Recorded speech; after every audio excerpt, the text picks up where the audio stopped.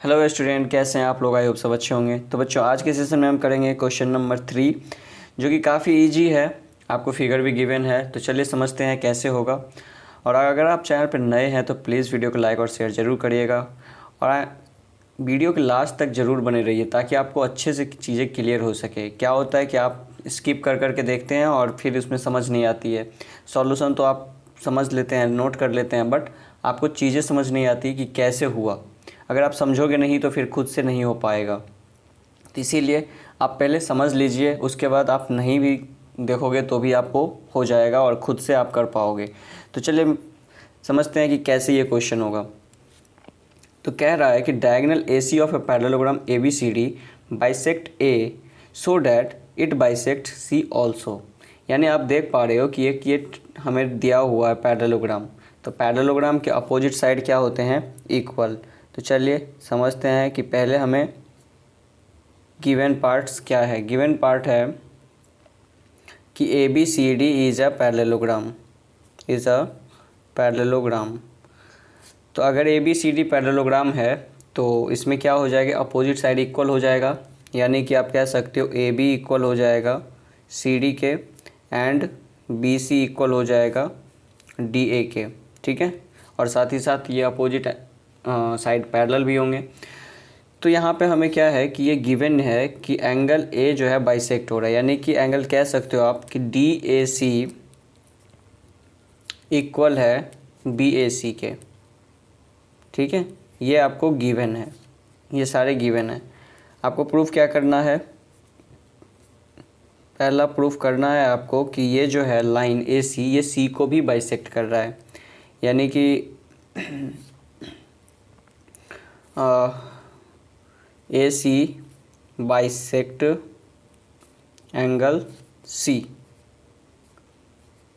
आपको ये प्रूफ करना है पहला। तो यहाँ पे देखिए क्या है कि समझते हैं। और दूसरा क्या प्रूफ करना है? दूसरा प्रूफ करना है आपको, वो भी नोट कर लेते हैं। ABCD is a rhombus.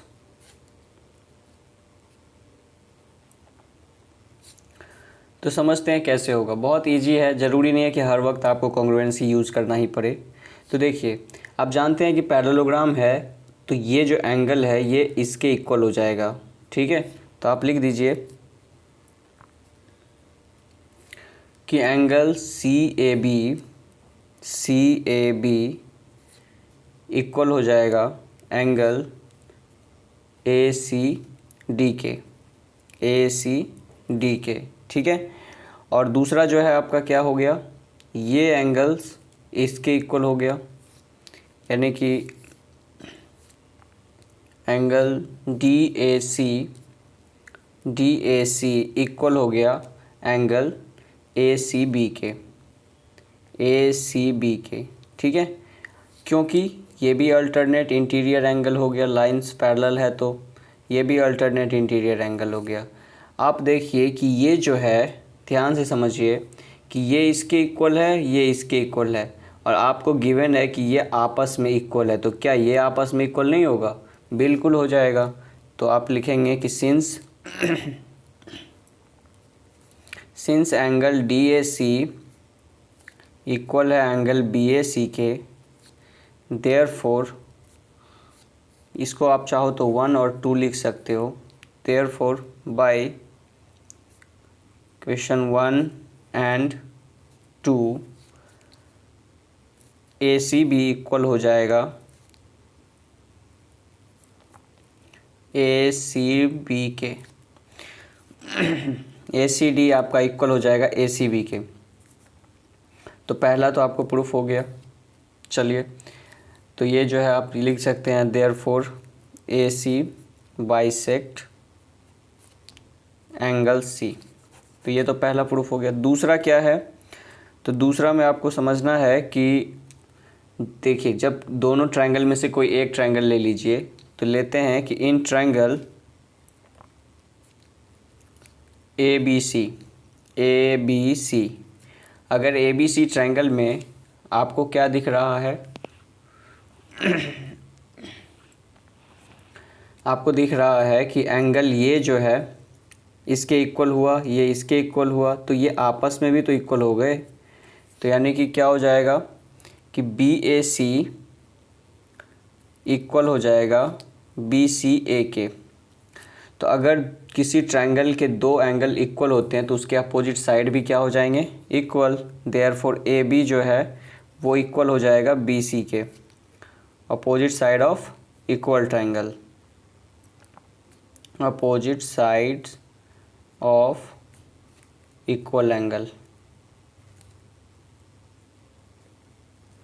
ठीक है, तो यहाँ पे समझते हैं कि कैसे हुआ। तो यहाँ पे ये दोनों इक्वल हो गए, तो ये साइड इसके इक्वल हो गए, और आपने अभी अभी ऊपर में लिखा था कि ये साइड इसके भी इक्वल हैं।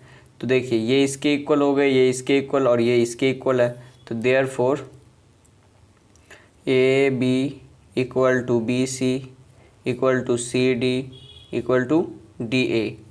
तो क्या हो जाएगा, ABCD इज अ रोम्बस। तो बच्चों यहाँ पे बहुत ही इजी कॉन्सेप्ट था। ज़रूरी नहीं है कि हमेशा आपको कॉन्ग्रुएंसी अप्लाई करना पड़े, कभी कभी आपको आइसोसेलेस की प्रॉपर्टीज़ भी यूज़ करके करनी होती है चीज़ें। तो आई होप आपको ये अच्छे से समझ आया होगा। तो चलिए मिलते हैं नेक्स्ट वीडियो में। अगर वीडियो पसंद आया हो तो प्लीज़ लाइक और शेयर ज़रूर कीजिए। तब तक के लिए bye bye, have a nice day, thank you.